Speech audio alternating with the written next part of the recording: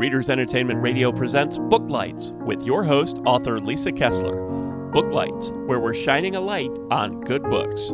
Hello, everyone. Thanks for tuning in to Booklights. It's holiday season wherever you are. We hope that you're not running yourself ragged and you are still making time for reading your favorite books. We have devoted December to holiday books to help you get in the mood for whatever holidays you're celebrating this month. And today I'm so excited because we have Sheila English with us today. Not only is she a fantastic author, but she actually runs Readers Entertainment. It's part of her Circle of Seven Productions. So that's really fun for us to have her on. So if you haven't read her books yet, I will read her bio here so you can get to know her. An award-winning author, Sheila English lives in California, where she is a producer, director, and screenwriter for COS Productions, the top producer of book trailers in America. And she owns this company. She has worked with authors such as George R.R. Martin, Christine Feehan, Karen Rose, Cory Doctorow, and James Rollins, along with many other amazing authors. And when she isn't writing her supernatural suspense, she's also an animal rights activist. She loves dogs and cats, and it has a huge Doctor Who collection. And you can find out more and see pictures of her with her cameras.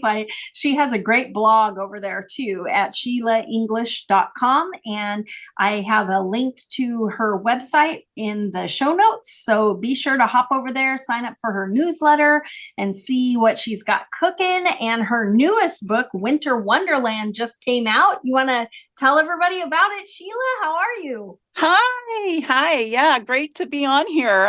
I'm just so happy that this worked out this way, that I could talk a little bit about my new book. So yes, I'm excited. I love the cover too. Did you do the cover yourself? I did. I have, because I did video, I've also done a lot of Photoshop and stuff like that. So I started doing my own covers. I did the cover for the Deadly Pieces as well, my Adam Frankenstein novel. So yeah, I did Winter Wonderland, and it's actually a novella, and it's I think like 160 something pages long. But I just had this idea that just kind of, you know how it is, how sometimes maybe you dream it, maybe you're driving in the car and all of a sudden you're struck with this idea, and maybe it's a whole idea, maybe it's a scene, but it inspires you to write a story. And that's kind of how this was for me. Oh. I just fell in love with Everly. Ever is our heroine. And I thought, I wanted to have somebody who is a little bit different. She's kind of socially awkward, and she has the ability to speak to the dead. Oh. And so I put her, most everything that I write is like a modern Gothic. And so it is contemporary, but we are in a dark old manor. And our hero is Constantine. And he has lost this magical ring. And the ring, he needs to wear it in order not to shapeshift. Oh. And he does not want to shapeshift. And somebody stole the ring and then had the audacity to die. So he has no idea where the ring is, and he can't get the information. So he decides, well, I'm going to hire a medium. And all I need is, get the person there, and I'm sure I can make them talk. And he needs to have this artifact before Christmas Day. So Ever comes there to help. And unfortunately, there's a little miscommunication that happens. And Ever, this isn't really much of a spoiler. You find this out right away. She talks to the dead, but she just talks to animals. So that was somehow missed in her bio. And so things do not go the way that he expects. But what he does discover is that because she is, in his opinion, magical, she never considers herself that, but she can speak to the dead. She's definitely magical. And she was born on Christmas Day. It makes her eligible to be his bride. And if he marries her, that's another way for him to control his ability to shapeshift. So he does not stand to lose anything. Either she finds that ring or he's determined to have her marry him. So it is a comedy. So, we do have creatures. It is, kind of a dark rom-com. And I had such a blast just writing it. And, if you can get your own book to make you kind of chuckle, you're thinking, I hope people laugh at this. Well, I have no doubt it sounds very cute. And I was wondering too, having it in the spooky, old manor and all, is it a funny Gothic? It is a funny Gothic. It is, yeah. I don't know if I've ever read one like that. Yeah, and I'm actually writing another Christmas story. I had such a blast writing this.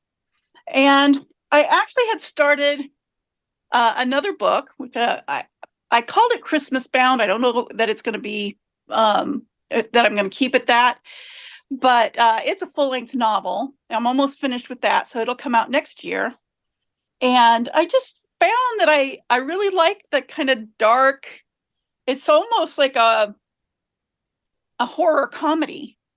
The novel. So, the Winter Wonderland is a little more lighthearted. Like I said, it does have some creatures in it. There is some, some stuff going on. But definitely more lighthearted. I think people will get a chuckle out of it. And, it is definitely a Christmas story. So, hopefully people will like my Christmas stuff. If the Christmas novel goes well, I plan on doing a holiday trio, and I'll do fun. Something. Yeah, I'm going to do something for Valentine's Day and then do something for Halloween. Fun. Halloween's my favorite. So I love Halloween. So when you mentioned that if he can marry her by Christmas Day, then he won't shift. And that made me think of Beauty and the Beast. Does it have a little Beauty and the Beast flavor going on, maybe?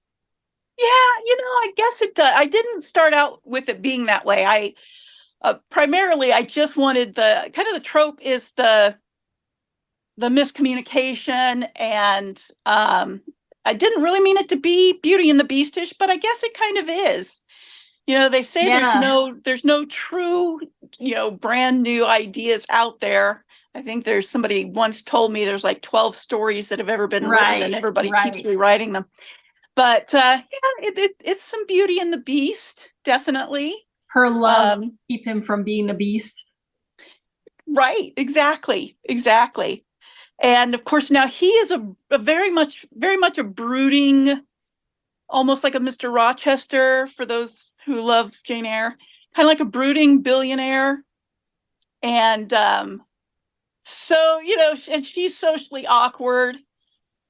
Even when she arrives, she meets, there's two characters there. One is the butler, and then there's the cook who she really loves. Anyhow, but one look at the cook and she panics immediately, thinking, oh my gosh, I can tell she's a hugger. Please don't be a hugger. So, she takes one look at Constantine, and she's so relieved because he is obviously not a hugger. Nice. Yeah. But he does some dastardly things, as our dark anti-heroes often do, but he also is a very protective person. So for those people who like your kind of dark, I'm going to save you whether you like it or not kind of hero. That is my favorite part in Disney's Beauty and the Beast, when she goes out there and the wolves come and the beast attacks them all. And then afterwards, she's trying to dress his wounds and he's like, ow. And then they have that fight about how if you would hold still, this would have been, if you had stayed in the castle, this wouldn't have happened. Right. It's hard to protect you when you go out there like that. Right. So yeah, it's, like I said, it's a novella. It's a nice little weekend read, or a lot of people can read that in a day. But yeah, it's a feel good. It's a nice happily ever after. Yay. I only write happily ever after, so. Yay. And how much, obviously if he marries her by Christmas is obviously part of the plot line, but is there a lot of Christmas in the book? There's quite a bit of Christmas in the book. She, part of the reason that she ends up going there right before Christmas is she has some friends that she's trying to save, and she needs the money in order to be able to save them. And so that's kind of her motivation to be there, or she wouldn't be there so close to Christmas. Now her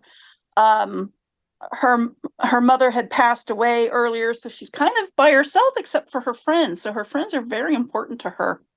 And so she's trying to get back before Christmas. He's thinking he may need to, if she doesn't find that ring, he may need to keep her there and convince her to go ahead and marry him. And, he has some money and he's ruthless. And, he's like, well, if you don't find the ring, I'll give you everything that you need to save your friends, but you have to marry me. Yes. So, he is one of those ruthless kind of guys. Until she finds his soft spot, right?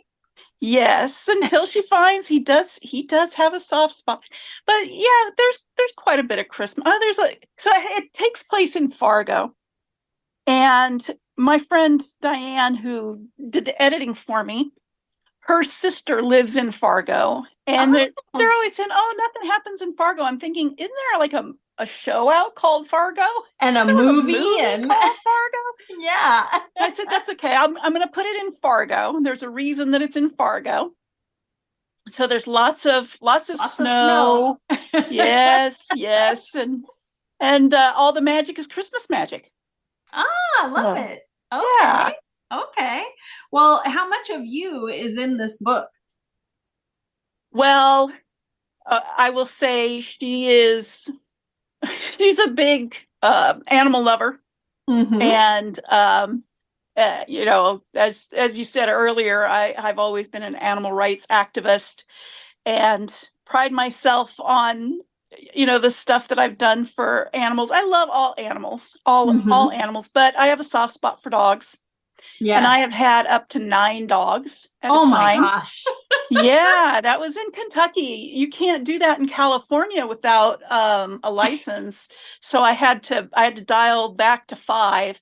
We had 4 of them that had passed on. We take a lot of dogs that are older, dogs that other people probably wouldn't take because, it costs money or whatever. We had 2 that were diabetic. They had to have shots every day. We had several that we got that were senior dogs. And, when you make that kind of commitment with animals, you love them dearly, but you won't have them long, which is very, very sad. Yeah. But, we that's probably the biggest thing that I have in common with Ever is I'm a little crazy for my animals. Yes. Maybe a little overboard for my animals. So yeah, there's some of me in there for sure. Okay. All right. Did you have a favorite scene in the novella where you were like, oh my gosh, I can't wait for people to read this? I had 2 favorite scenes. One was in the very beginning when he realizes that she's not the kind of medium that he signed up for. And so, hold on a second. And then the second one was I don't want to give too much away because it's like my favorite one. It's towards the end. It does say on the back cover copy that Everett gets kidnapped. And he has to make this decision. And the only way that he can save her is to go ahead and give up his dream of not having to be a shapeshifter. And so he has to go after her, but he's not alone. So it's just really fun. And you know what? I love when you have a villain that gets their comeuppance, and it's so deserved.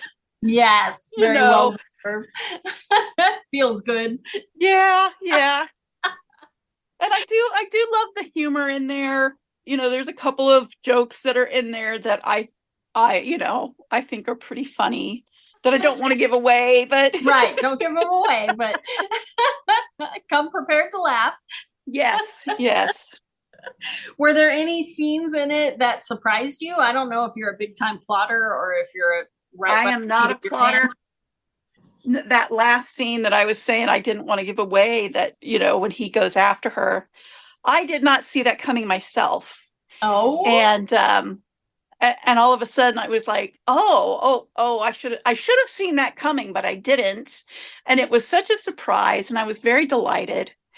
And it's always nice when the story is a surprise for the writer as well. Right. And I think it always, if it surprises the writer, it's also going to surprise the reader, which is fun. Yes. Yeah, exactly. So what is next for you after this one? Do you have something on pre-order, or what comes next? I have several irons in the fire. I'm going to be taking a little time off in February. I'm taking a week off to go do some writing with my friend Karen Rose. Mm-hmm. And then I'm going to take a little time off to go write with my friend C.L. Wilson. Fun. Yeah, I am going to do just 2025 is just the year of, it's the year of writing. And I have Mary Shelley's League of Supernatural Hunters, which is a novel, and it's Gothic, it's historical. And I'll have another Adam Frankenstein book that will be coming out. I'm co-writing some graphic novels with Christine Feehan. And we're hoping that those, I've got to finish the third one. They're wanting to see that we can do more than just a couple. So we're finishing those up and have, hopefully we'll get those coming out. That'll be fun. And those are full graphic novels, not comics. Wow. Yeah. Cool. So I got a few things. I'm going to finish up that Christmas story that I told you about. It's almost done. And once I finish the Adam Frankenstein, the next novel, I actually have the two that come after it are already written.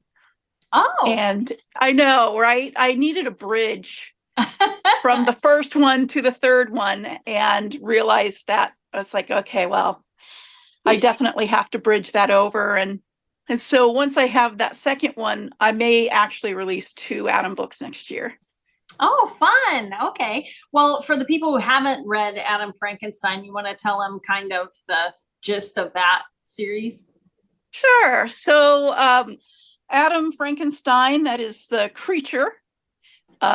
He was not killed like it says in the movies, and actually in the book they disappear into the snow, and you never know what happens. But so he is alive and he's immortal, and he is spending his life trying to earn a soul.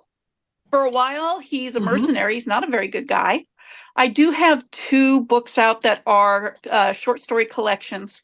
And the short story collections are kind of examples of how he learns things like compassion or love. One of the first things I realized is that if you are created and not born, you have no family and no friends, and everybody who sees you wants to run away or kill you, how do you develop a personality? Right. And so these short stories are the different ways that Adam learned things. And I thought, if you are never loved and you have never loved, you could become monstrous no matter who or what you are. Mm-hmm. And so I gave him a dog. And Aww. yeah, and his dog is Bella, and she is also immortal.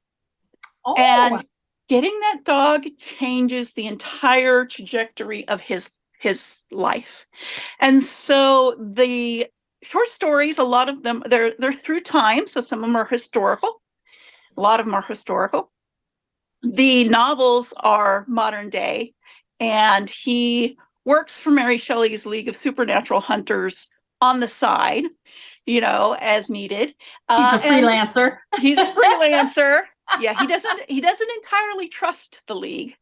Oh, okay. And he works as a U.S. Marshal in Houston, Texas. Fun. So that's been pretty fun. I've got the 2 short story collections. I have the novel, and I have 2 comic books that are Adam comics. Well, I'm dying to know, as a dog lover myself, how did he get an immortal dog? Because that would be that's the only hard part of dogs, is that you don't get to love them forever. So how did he get an immortal dog named Bella? Well, I will tell you, I have a dog named Bella. Mm-hmm. And when I got her, she was a tiny puppy, and she had distemper. Oh. As a matter of fact, it's kind of a sad story. A lot of the animals that were in the shelter she was in did not make it. Right. And when I took her to the vet to find out if she had distemper, and I found out, they told me, if you want to go ahead and put her down now, because she's really tiny, they usually don't live. And I said, absolutely not. I got lucky. A friend of mine owned a goat farm and had a goat that had babies. And so I used the goat milk from the pregnant, or from the nursing. They just had the babies. And Bella survived, but it took 3 months. She went blind for a while. Aww. It was just really touch and go. And so I still have Bella. Aww. And I just remember thinking, I want her to live forever. And I wish dogs lived forever. And so when I gave Adam his dog, I thought, this is the only way I'm going to ever be able to have a dog that lives forever. I'm going to make one. And so I gave him Bella. And like I said, it changed everything for him. I bet. Yeah. Dogs can teach you unconditional love. They love you even when you're having a bad day. They think you're the best. Yes. Yes. Even when you're not really fit for consumption, so to speak. Your dog still thinks you're awesome. Yeah, exactly. Exactly. That is the best. Well, I wanted to ask you about, you do book trailers, and I've seen your work and it's amazing. What came first? Were you interested in filmmaking and then you started writing books, or did you want to write books but got pulled into book trailers? How did that all go? Well, I've always been a writer. I actually finished my first novel when I was 10 years old. Wow. I still have it. Day of the Demons. It was always horror for me. Oh yeah. Mine was The Wonders of Unicorn Creek. Ooh. All right. I was reading Stephen King at 9. I mean, we're all we're Gen Xers, and that's right. That's just what we did.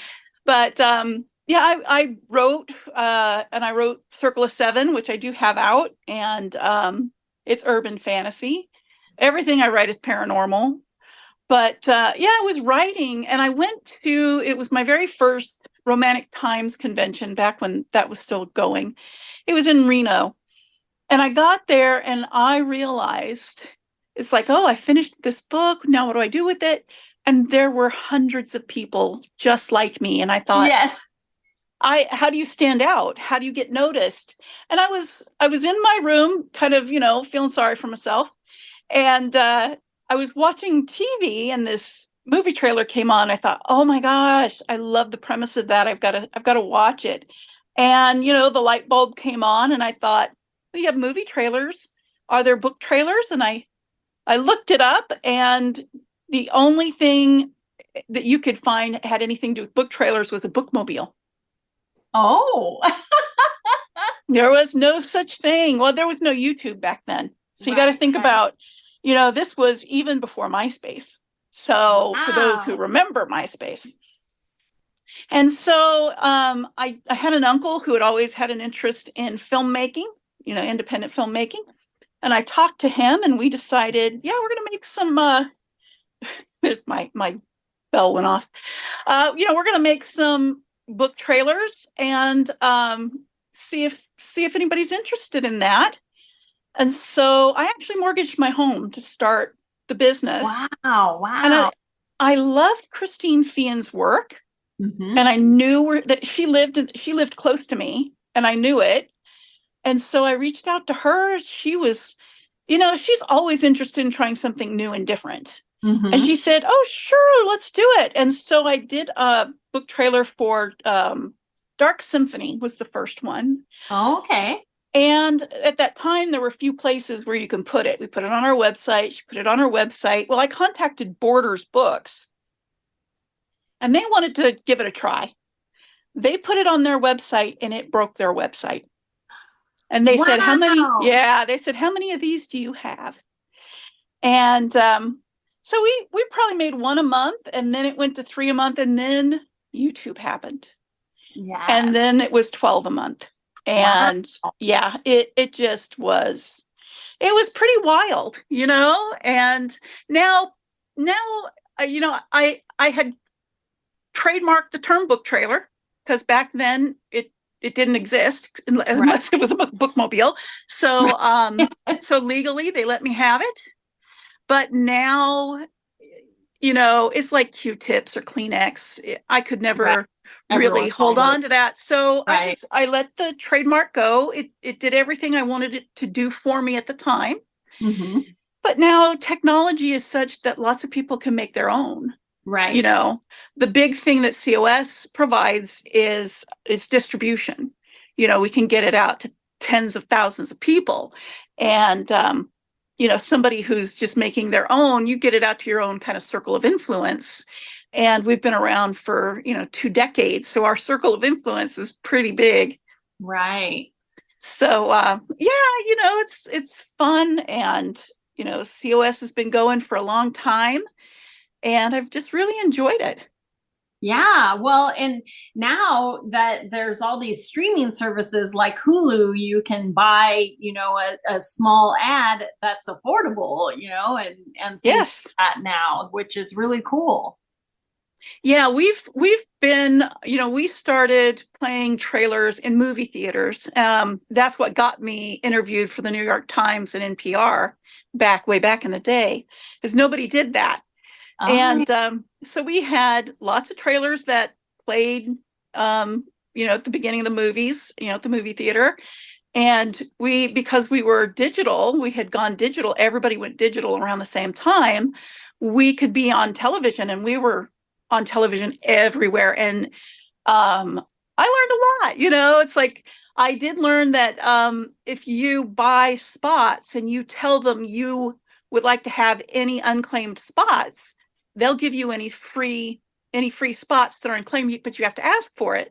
So if you've ever been watching TV late at night, you see a commercial come on, and then right after that commercial, the same commercial comes on.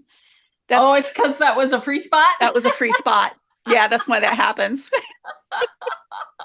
So we can still do television, but digital. We actually had trailers playing on buses in Los Angeles and in Atlanta. Wow. The buses would play, they would have different video playing. And because our videos were also considered entertainment, we got free placement. Oh, so nice. It was really, really nice. So we've done, I keep an eye out for any trends that are going on, and I'll still reach out to people and say, hey, look, we have 1,000 book trailers, and we'll let you use them. Right. And it's been a pretty wild ride. I've learned a lot about marketing in this industry. Do you make book trailers for your books too? I do. I haven't done one for Winter Wonderland, but I was just telling my husband this weekend I've really got to sit down and come up with something. Yeah. Oh, fun. Yeah, it'll be fun. When you get it done, send it to me and I'll put it in the show notes so everybody can go watch it after they talk about it. That would be fun. That'd be great. Yeah, thanks. Before we run out of time, how do people get in touch with you after they read your book and they're so excited? How do they find you? Well, you can always go to SheilaEnglish.com, and that'll take you to my author Facebook page. And I'm on Instagram. I write, blogs that'll go on to Goodreads, so you can find me on Goodreads. So that's pretty much it. I can't do a whole lot of social media because I'm doing so many other things. Right. I'm actually writing books and doing stuff like that. But I do respond if anybody, reaches out to me. Well, it's a tradition on Booklights in December to find out what your favorite holiday movies are so that if somebody hasn't seen it, they can add it to their list. So what is making you feel jolly? Oh, well, Die Hard, of course. Oh, you're on Team Die Hard. That's a Christmas movie. I just saw this movie called Red One. I think it might be on Prime or Netflix. I can't remember, but I think you can go see it streaming now. I thought it was so fun. I thought it was really funny. I enjoyed it a great deal. So I definitely, would recommend that. I like Scrooged. Scrooged is a great one. That's so funny. Yeah. It's a Wonderful Life. Who doesn't watch that? Mm-hmm. Miracle on 34th Street. 34th Street. That's a cute one. I guess I really like a lot of Christmas movies. Who knew? There's a new one this year. It might be on Amazon Prime too, but Dear Santa, and it has Jack Black in it. But my husband and I just watched it and it was adorable. The little boy has dyslexia. And so he sends his letter to Santa, but it actually accidentally says Satan, Dear Satan. And so the devil shows up in his closet. He's like, "You don't look like Santa." I gotta see that. That's funny. It is adorable. Jack Black's in it, and Ben Stiller has an uncredited role as like the head devil, and he is fantastic. He's always funny, but it's very funny and very heartwarming. It was super cute, but it was really great. But it's called Dear Santa, but he accidentally sends his letter to Satan. And he was so excited because he said, "We don't get many letters." So anyway, it was very cute and will get you in a holiday mood. But thanks so much for being with us. It was great chatting with you again. Yeah, thank you so much. You have a Merry Christmas. Yes, you too. And everyone, go grab Winter Wonderland by Sheila English. It sounds like a fantastic read and it will make you smile and give you all the Christmas feels. So definitely check it out. And thanks for being here, Sheila. Thank you. Thanks for joining us on Booklights. Be sure to connect with us at www.readersentertainment.com for articles, blogs, videos, and podcasts that matter to readers.